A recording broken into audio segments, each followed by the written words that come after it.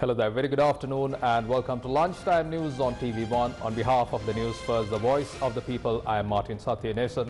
Let's start off with a look at your headlines for this afternoon. Multiple roads in Colombo flooded due to incessant rain. 90,000 doses of Pfizer vaccines arrive in the island. GCE ordinary level exam to commence from the 21st of February 2022. Typhoon Infa makes landfall in China, forcing the relocation of more than 1 million people.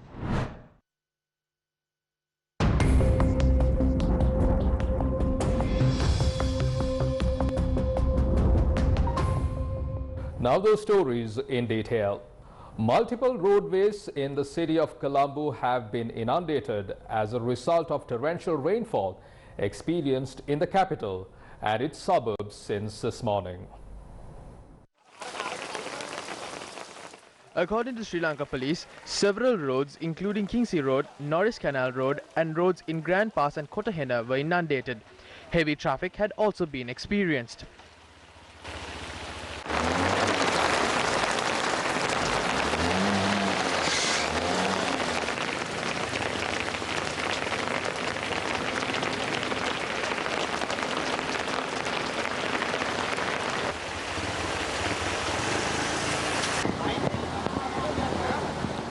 The city of Colombo has been receiving a heavy downpour since this morning. Now, weather authorities have issued a forecast informing the public that these rains could continue in the coming hours as well.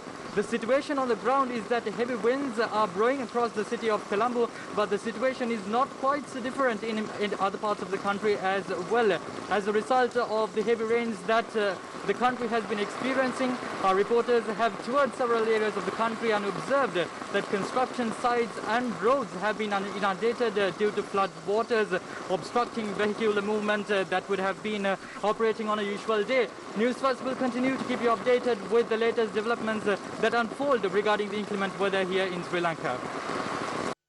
The Department of Meteorology forecasts showers of about 100 millimeters at times in the western, Sabaragamuwa and central provinces and in the Kandy, Nuwara, Galle and Matra districts. Fairly strong winds up to 40 to 50 kilometers per hour and gusts up to 60 kilometers per hour can be expected in the western slopes of the central hills, northern, north central and northwestern provinces and in the Hambantota and Trincomalee districts. Meanwhile, coastal areas extending from Galle to Pothoville via Matra and Hambantota and in the areas extending from Puttalam to Kankasanture via Mana can be very rough at times. Other coastal areas can be rough at times. The Met Department has urged the naval and fishing communities to be vigilant in this regard. A decision has been reached to hold the 2021 GCE Ordinary Level Examination in February next year. Minister of Education Professor G.L. Piri says the examination will be held from the 21st of February to the 3rd of March next year. The GCE Ordinary Level Examination for the year 2021 was scheduled to take place in January 2022. However, taking into consideration the status of the country pertaining to COVID-19, we have now decided to postpone the exam. Based on that decision, the GCE Ordinary Level Examination will not be held in January. Instead, from Monday the 21st of February 2022 until Thursday the 3rd of March. I would like to know the inoculation process carried out on academic and non-academic staff at schools is progressing in a satisfactory manner throughout the island. The vaccination progress as a percentage is currently at 77%.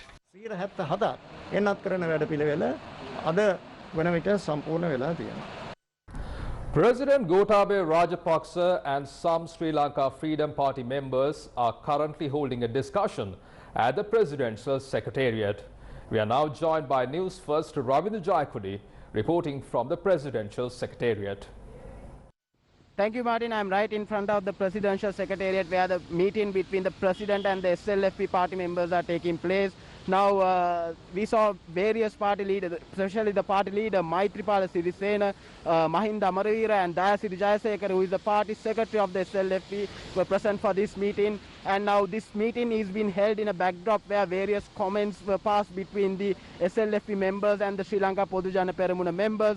Now this meeting is expected to resolve all these internal conflicts between the party members, and this meeting was actually, it was scheduled to be held on the 21st of this month, but it was postponed due to unavoidable circumstances, and the meeting is currently ongoing, and we expect to give you more further updates on this meeting as soon as possible. And we stay tuned with News First for more updates. For the News First team, I'm Ravindra Jayakodi. Tributes continue to flow in from several quarters over the demise of Mr. R. Rajamahendran, the chairman of the Capital Maharaja Group. Venerable Walpola Piyanandathero, the founder of California's Dharma Vijaya Buddhist Vihara, has extended a message of condolence over the demise of Mr. R. Rajamahendran, remembering his services towards the promotion of Buddhism in the US. The Dharma Vijaya Vihara is an institution which acts to disseminate Buddhism not only in California but the world over. The Vihara was established in 1980. Mr. Rajamahendran donated this very Buddha statue to us. All of us here in the United States, clergy and devotees alike, would like to extend our condolences. May he attain the supreme bliss of Nibbana.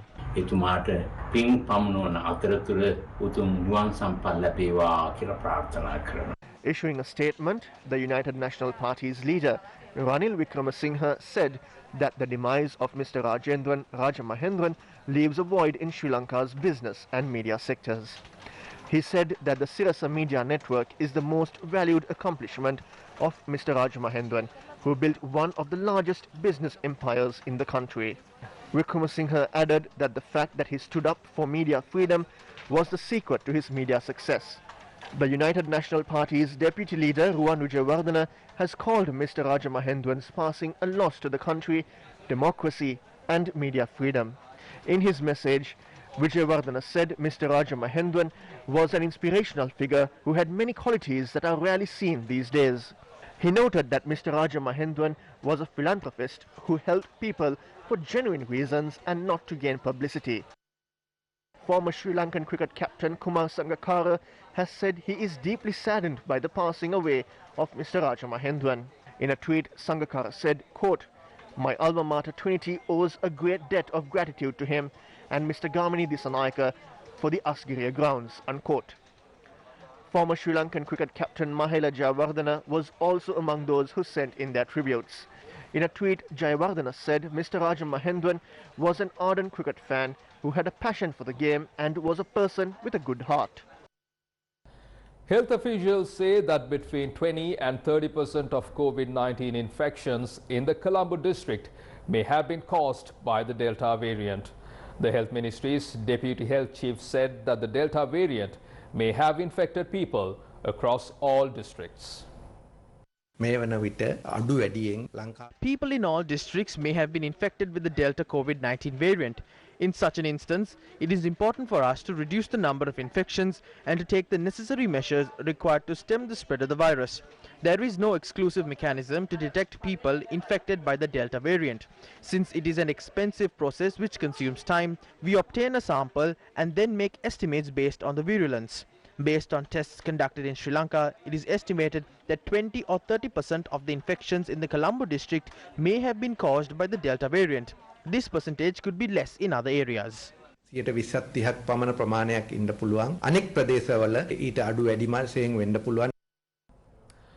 Lanka received 90,000 doses of Pfizer COVID-19 vaccines this morning.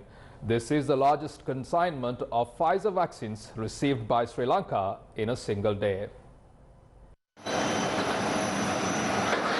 Sri Lanka has taken delivery of a total of 213,000 doses of Pfizer vaccines thus far. The country has received 3 consignments of the jabs. The previous batches of Pfizer jabs were administered among residents of the Mannar district.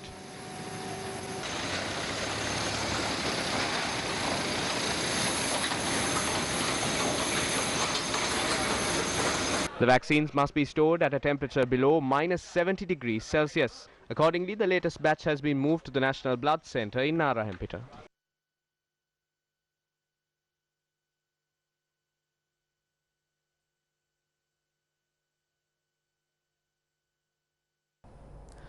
4 suspects who were arrested over the death of a 16-year-old domestic helper at MP Rushad Badiuddin's residence were produced at the Halsdock Magistrates Court today. The suspects include parliamentarian's wife, father-in-law, brother and a broker. Meanwhile, police spokesperson Senior DIG Ajit Rohana stated statements have been recorded from 36 people over the incident. We have deployed experienced and professional police officers, teams in order to conduct investigations into the incident, and we have recorded 36 statements in respect of the witnesses at the moment, and we have arrested 3 persons including the wife of the ex-minister, the father-in-law and the main trafficker in this connection. Especially we are conducting investigation in respect of 3 offences: the cause of death of the deceased, especially circumstances in respect of the death. In addition to that, there is an offence called cruelty to children, and the other issue is the contents of the post-mortem report. The Consumer Affairs Authority has stated that they have introduced maximum retail prices for 18-litre or 9.6 kilogram gas cylinders. The Consumer Affairs Authority has introduced a maximum retail price for 18-litre cylinders that were introduced to the market recently. The prices for the cylinders according to each district are as follows: Colombo and Gampaha 1,150 rupees, Kaluthara 1,158 rupees, Nuwara 1,229 rupees and Gaul 1,181 rupees. Meanwhile, the Consumer Affairs Authority has said that gas cylinders cannot be sold unless the weight in kilograms is mentioned in a clearly visible place on the cylinder. A full list on the prices of cylinders is available on our website www.newsfirst.lk. 8 associations representing fishermen from Battala staged a protest in Hendala today.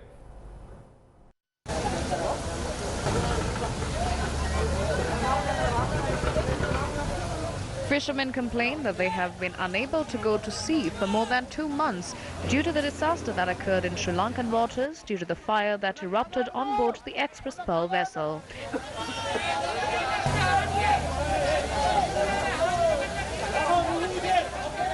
They claim that the government's mechanism to provide compensation was unfair.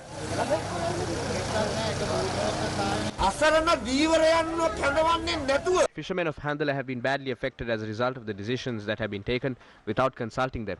Weren't the officials supposed to inquire regarding fishermen?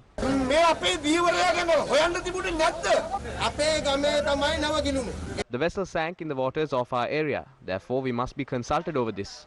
But they convened others, formed committees and are conducting meetings. We handed over 4 letters to the additional director seeking for an opportunity, but we weren't given that chance. Fishermen of other areas are allowed to set out to sea. However, we have been prohibited. That is our issue.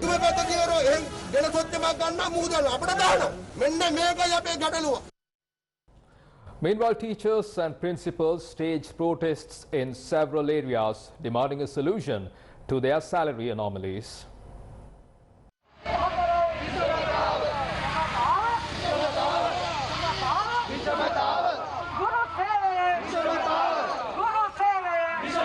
The protest launched by teachers and principals began at 11 a.m. today. A group of trade unions were present during the protests. The protesters marched from the Kapetipula school to the Mahaoya town, demanding a solution to their salary anomalies.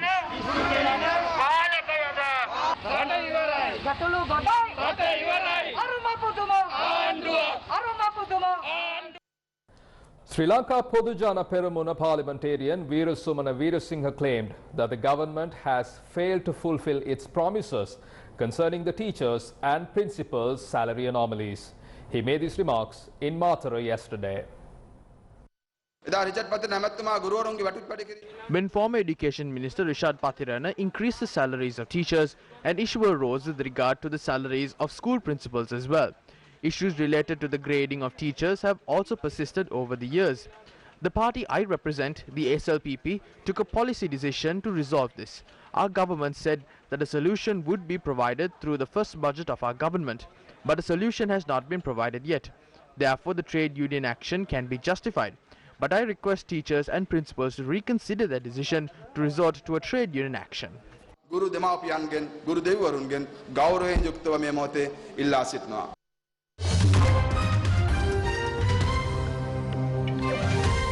From that, we bring to a close this edition of Lunchtime News on TV1. For details of these stories and much more, simply log on to our website www.newsfirst.lk. For the Newsfirst, the voice of the people, I am Martin Satyanesan. You take care and stay safe.